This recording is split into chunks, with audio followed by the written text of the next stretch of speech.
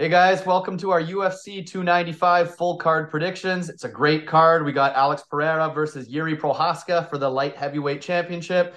We got Sergey Pavlovich for Tom versus Tom Aspinall for the interim heavyweight championship. And then we got the featured fight, Jessica Andrade versus Mackenzie Dern. And full disclosure, my favorite fight of the night, Matt Frevola versus Benoit Saint Denis. That is a banger. It's a great card. I'm looking forward to it. A-Train, ready to rock? Yeah, man, let's go. Let's do it. First fight of the night. This is a great fight too, actually. We got Steven Erceg versus Alessandra Costa. This is prospect versus prospect. These are two great fighters. I think it should be a pick 'em. Erceg's coming off that win over David Dvorak. Not only was it a win, it was a short notice step up, step in, and beat David Dvorak. Great win. Costa coming off the second round knockout of Jimmy Flick. Costa's the power puncher here. He hits really hard. He's definitely got a chance to knock Erceg out. But I'm going to take Erceg to win volume and length. He's a lot taller, a lot rangier, and I think he's going to throw more volume. So I don't think he's going to get knocked out. I think Costa will have the moments, but Erceg will have the minutes. Give me Steve Erceg. Great fight to start it off. What do you think? Yeah, I like Erceg here too. Just his well-roundedness is what gets me. Costa, he's known to be a little bit low volume. It was pretty lulling fight in that fight he won his last fight there until he really started putting it on there at the end. So I like Erceg. And Erceg showed that he can take a punch as well. Plus, the level of competition is better on Erceg's side. I hate to say, like David Dvorak is a lot better than what our buddy here, what's his name, Costa's been facing. You know what I mean? So he did beat who was the last guy he beat? What's that guy's name? Jimmy Flick, and then he lost Yeah, to yeah, Ozzy but Jimmy before. Flick had no chin up to that point anyway, and you knew that was a bad matchup for him against a power puncher, right? But then he lost, I believe it was Amir Ozzy. Albazi, right? Which is he's a pretty good fighter. I would put him in the same range as David Dvorak, probably just slightly better because he's had better results, skill wise. You know what I mean? But Erceg, you said it all, man. Short notice, lanky fighter. Like he showed that he had the sack to fucking do it last time. So, you know what? I think I'm gonna go with more well-roundedness over Punch's chance, especially since the odds are pretty close. Yep. All right, moving on. Next fight of the night, we got Kyung Ho Kang versus John Castaneda. You know what? This is another tricky one. I think the whole world is picking Castaneda to kind of blanket him and grind him out. And that probably, I mean, it's quite probable. Sorry, I mean, I get it and I can see it, but you know what?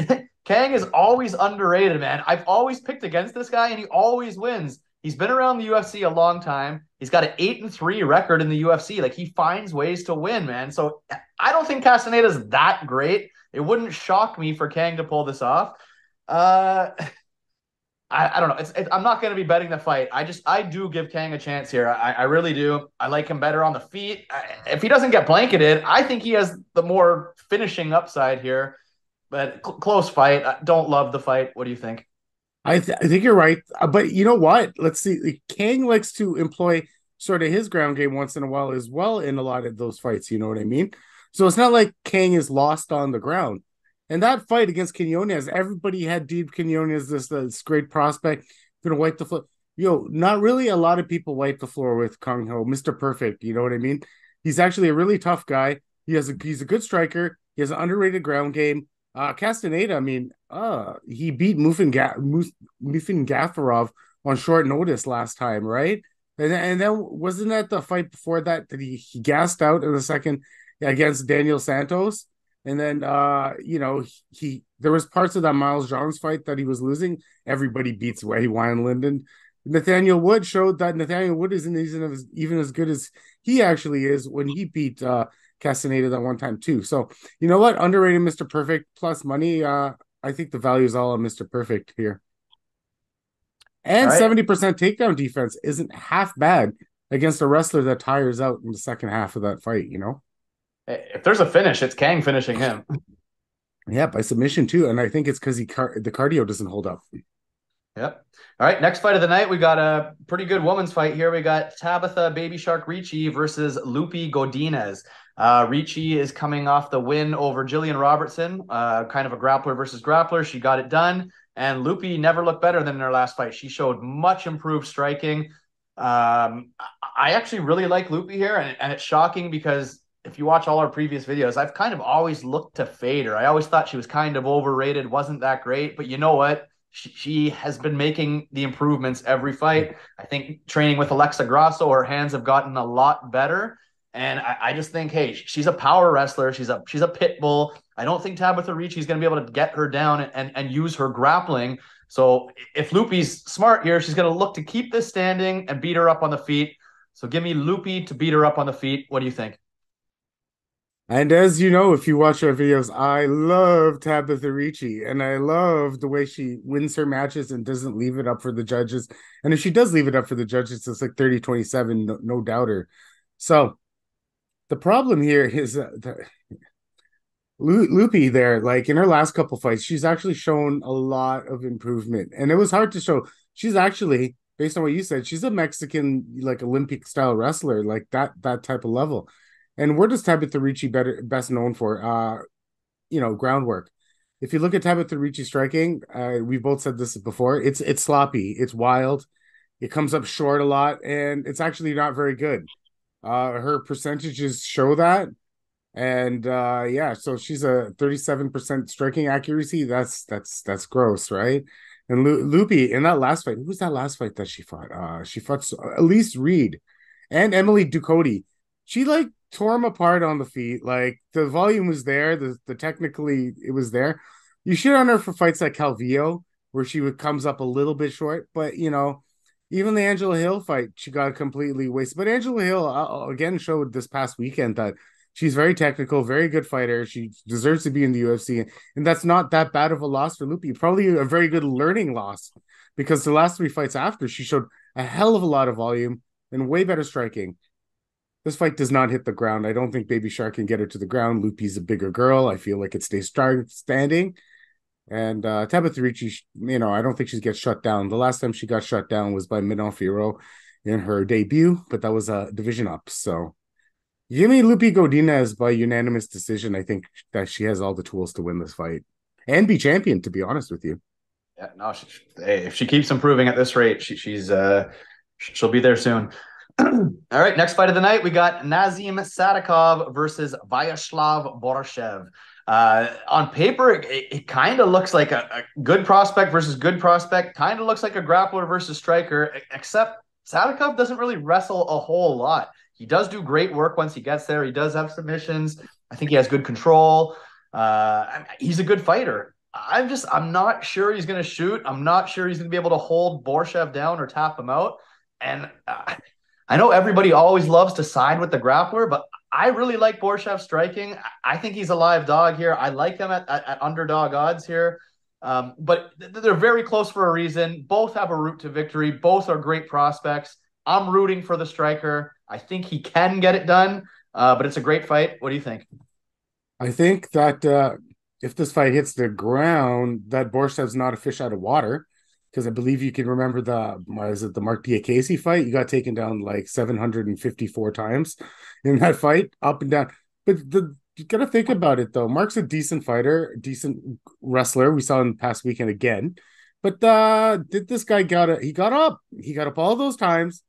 He doesn't just accept the position on the bottom, and he does try to get up. And I think once on the feet, this is absolutely a terror show for Sadykhov on the feet, right? So now, really, if you break down the numbers and try to if you break down the numbers for Sadykhov's 3 UFC fights, look at it pretty closely. So he shows 100% takedown accuracy, because he's 1 for 1, and that was up against Evan Elder, and he just won that in the KO in the third. That was a pretty close fight.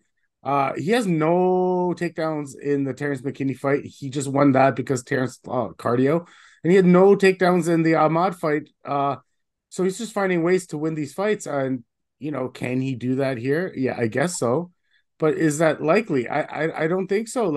You think Borshchev's going to get knocked out by Sadykhov? No, I don't think so. I think his striking accuracy is too good. Can he get submitted? Yeah, I think he gets submitted. But Borshchev's shown that he's serviceable off his back, and he just doesn't give it up, right? So yeah, I mean, I like to take the dog shot here. I think by finish as well. I think Terrence McKinney had any cardio on him. He was well on his way to finishing Sadykhov in that last fight. Yeah, so pretty cut and dry.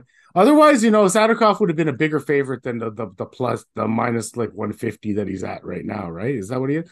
Minus 140. Yo, he started this week out at like minus 400. Like when I first look at lines dropped this past after the past card, or even before that, he was like minus 350, minus 320. Some in that. Now he's sitting at 140, minus 140. A lot of money came in on Borshchev for a reason, I think. So yeah, I'm gonna side with the money here. I think they're both competent all over, and it's probably going to be an over. But hey, good fight. And I'm gonna lean the striker, but whatever. Yeah. All right, moving on. We got Denis Buzukja versus Jamal Emmers. Emmers is good everywhere, always on the wrong side of decisions when it looks like he's winning. But you know what? He does throw straight hands. He does have good wrestling. And Denis kind of fights like a madman. He throws bombs and then he kind of gasses, but he's always live at the beginning.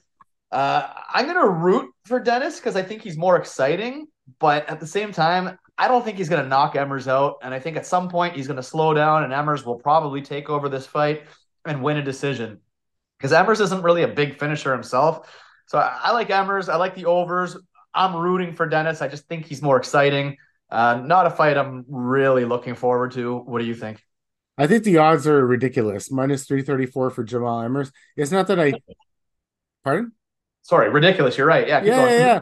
It's just like I just a guy with bad fight IQ but the skills to be like the best in the world, because that's what he is. Like, look at the 5 fights he's had in the UFC. Like his loss to Giga there. If he wrestled a little bit more, he would have won. Pat Sabatini, it was a flash knockdown after he was owning Sabatini for the first part of that fight.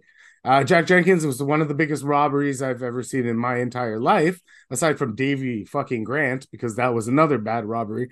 But those are two worst robberies I've ever seen in the last little bit. And there's robberies all over the place. So, you know what? Jamal Emmers could be 5-0 is sitting here, but his fight IQ is poor. And yeah, the judges don't like him. It's not more that I think he's going to lose this fight. I just don't think it's fair to lay minus 334 on Jamal Emmers. So I pass or I go dog. I don't want to go dog. I don't think there's any value on the dog. Don't get me wrong here, but I don't know if I can trust minus 334. Yep. All right, next fight of the night, we got Jared Gordon versus Mark Madsen. Gordon's the more well-rounded fighter. I mean, he should have the better hands, maybe a little bit better chokes or something like that, maybe. And then you got Mark Madsen, who's the wrestler. He's the power wrestler, but he's also pushing 40 years old. And not that Jared Gordon's young either. I believe he's 35 or something. So they're both older guys. This is another one of the few fights I'm not really looking forward to.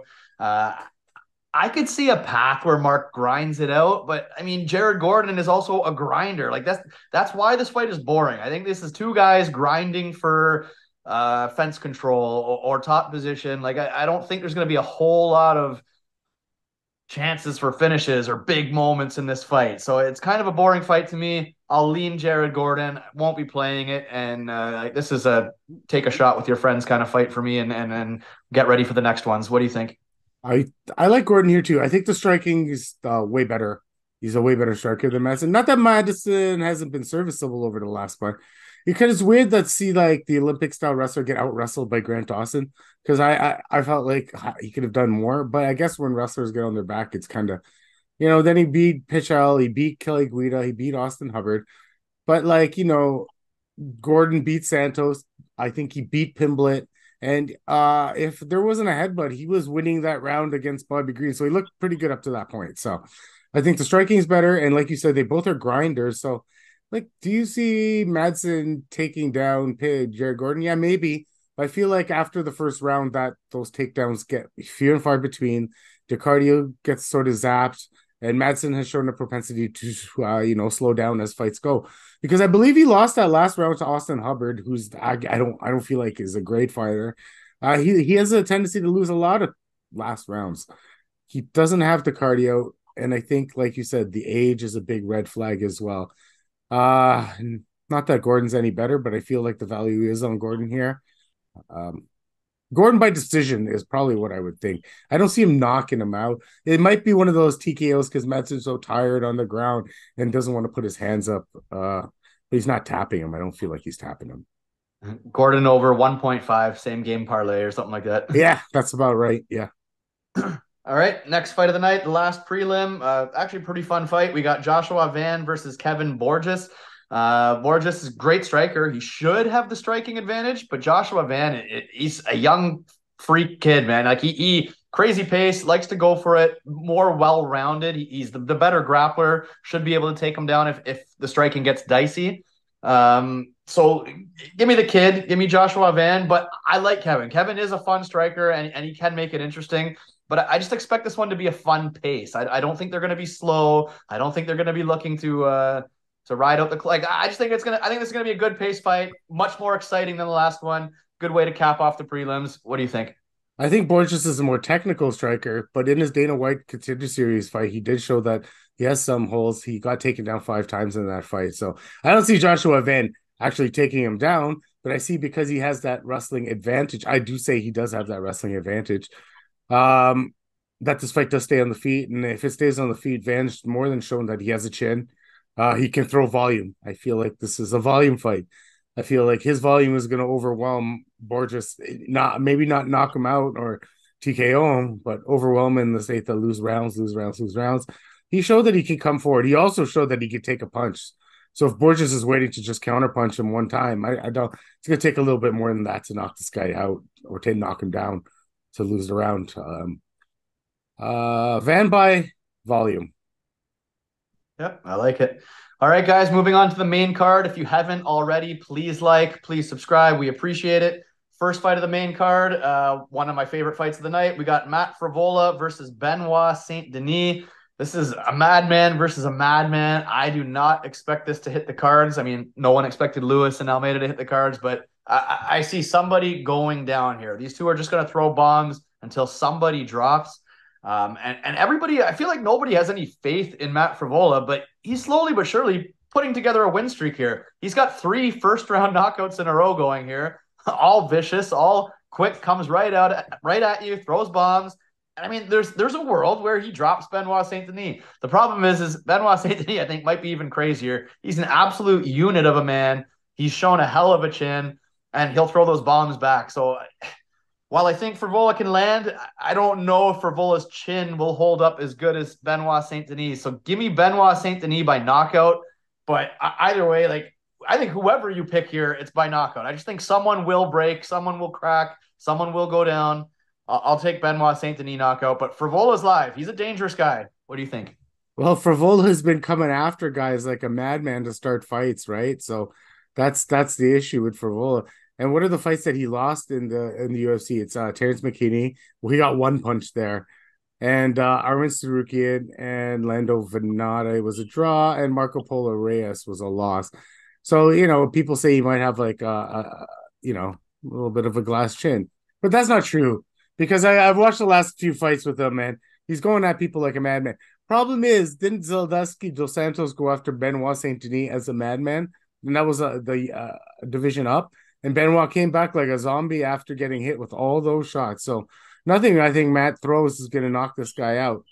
And Benoit likes to employ the ground game. And one of the only times that he didn't get chinned in the UFC is when Arman Tsarukyan took him down 10 times, right? So he does have the ability to be out wrestled. So I think that's probably where it goes. Benoit Saint Denis, I think Frevola can win this fight just like you do. And it's not like someone, oh, this guy's a better technical striker. Neither of them is a good technical striker.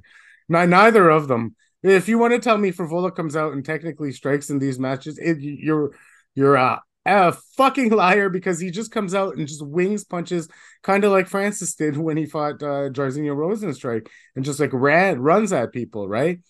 And it's like, if Benoit can get him down, I feel like you can't keep that pace up over too much of a period of time in a fight.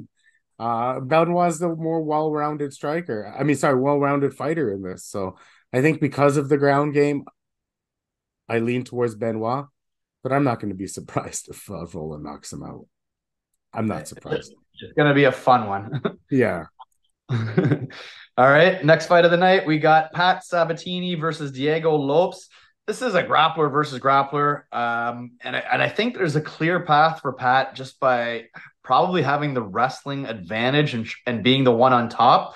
But I think Diego's the finisher, the better finisher, or the quicker, more opportunistic guy. Like, I mean, he can throw up triangles and arm bars from anywhere. Like, and I know Sabatini's a great grappler, so you're going to be like, wow, he's not going to tap Sabatini. Maybe not. But I'm just saying, I think he's the quicker, like I said, he can throw finishes from anywhere.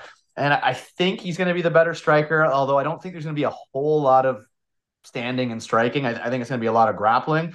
Common sense says Pat should be able to outmuscle him and win from the top. But fuck it, I'm going to ride with Diego. I'm going to go for the more exciting guy and hope that this kid pulls it off again.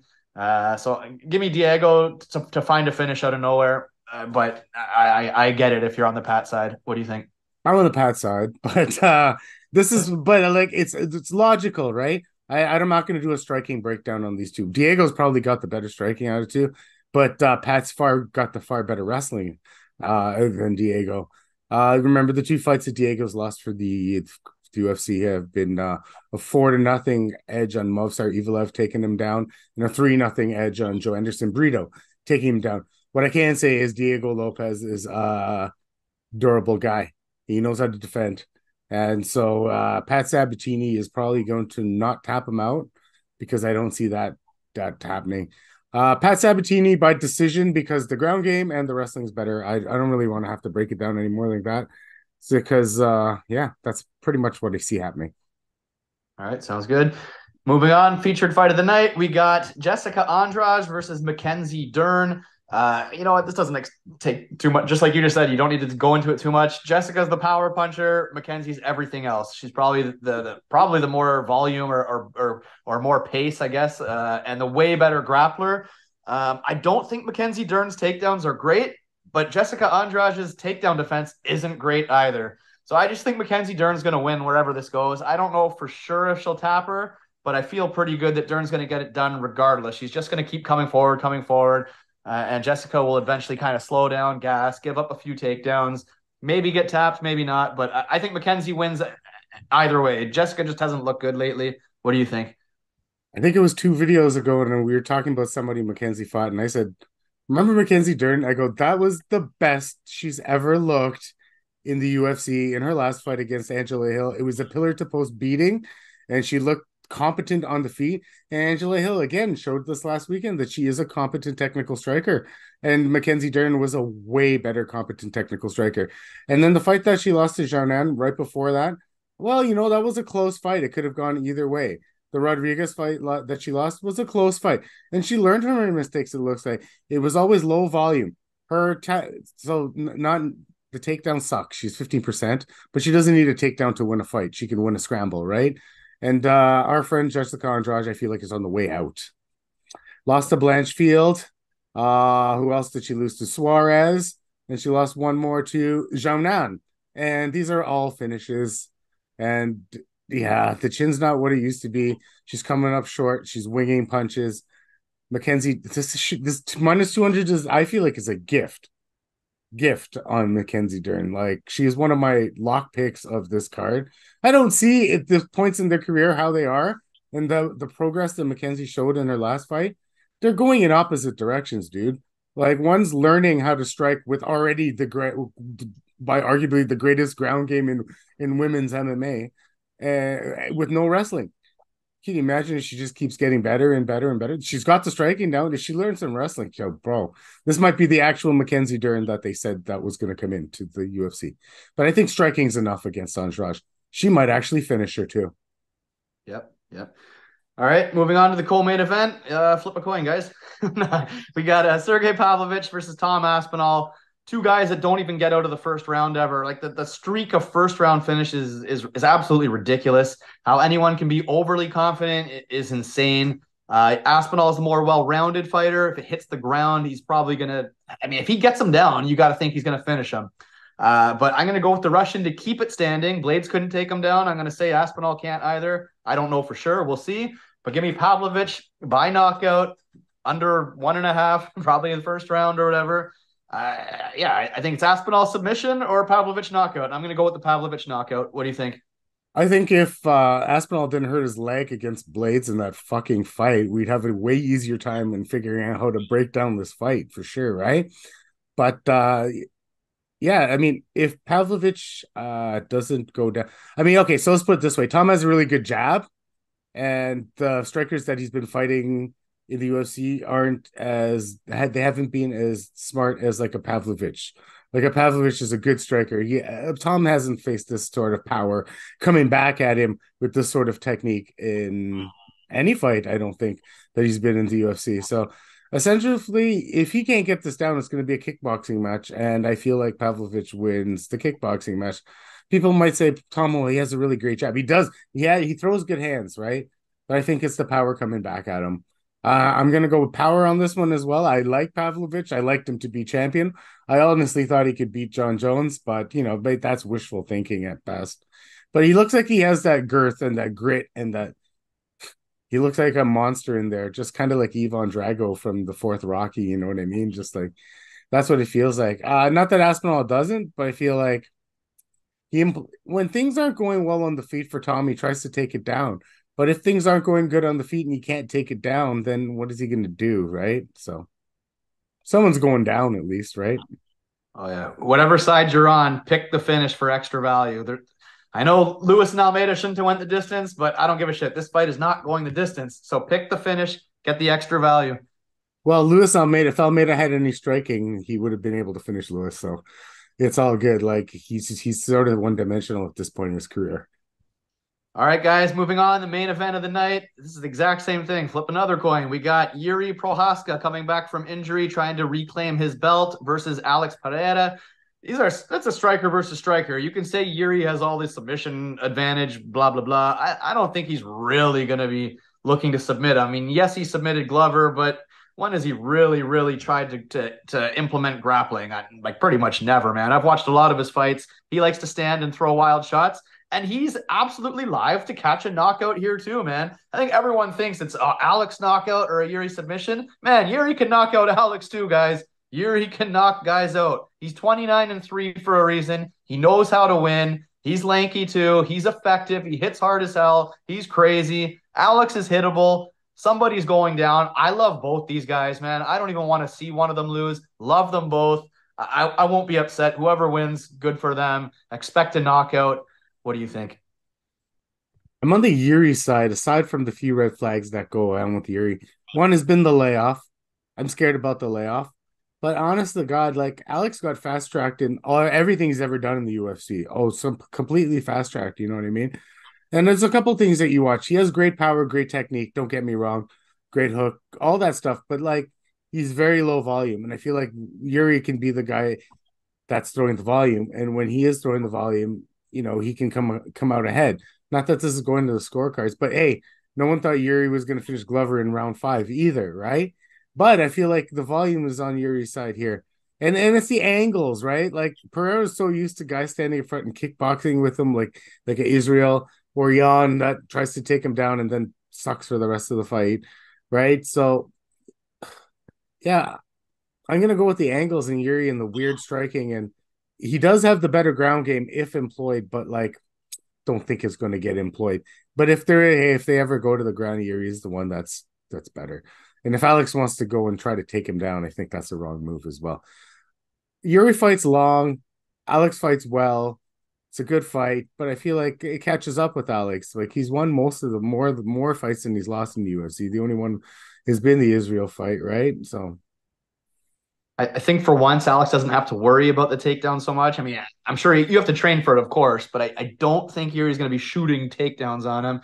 And Yuri likes to throw from the hips. His hands are low, prances around, so he's going to be susceptible. Alex has some crazy hard leg kicks, so the leg kicks Yuri has to look out for. Yep. And he's got to watch with those hands low, man. Like, I'm not going to parlay it. I'm just no. I'm not parlaying it. No. My three favorite bets, like we told you before we started, was Loopy, Dern, and Pavlovich. And even the Pavlovich one's 50-50. But Loopy and Dern for sure. And I'll find a safer third pick. But I like Pavlovich too. But I Yeah. just Tabitha, what's that? No, I'm agreeing. Yeah. Yeah, No. yeah, Yeah. yeah. But it's not Benoit. Maybe Sabatini. Maybe Sabatini. Because I really like him. Because like we said, Diego likes to. He sits on his back way too long playing that jujitsu game. Doesn't work too much in the UFC.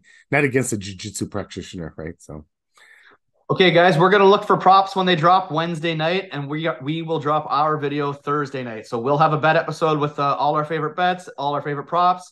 Until then, drop us a comment. Let us know who you like. Let us know your most confident picks, and yeah, what you agree with, what you disagree with. Like, we appreciate it. We'll talk soon. We'll see you Thursday. Have a good one.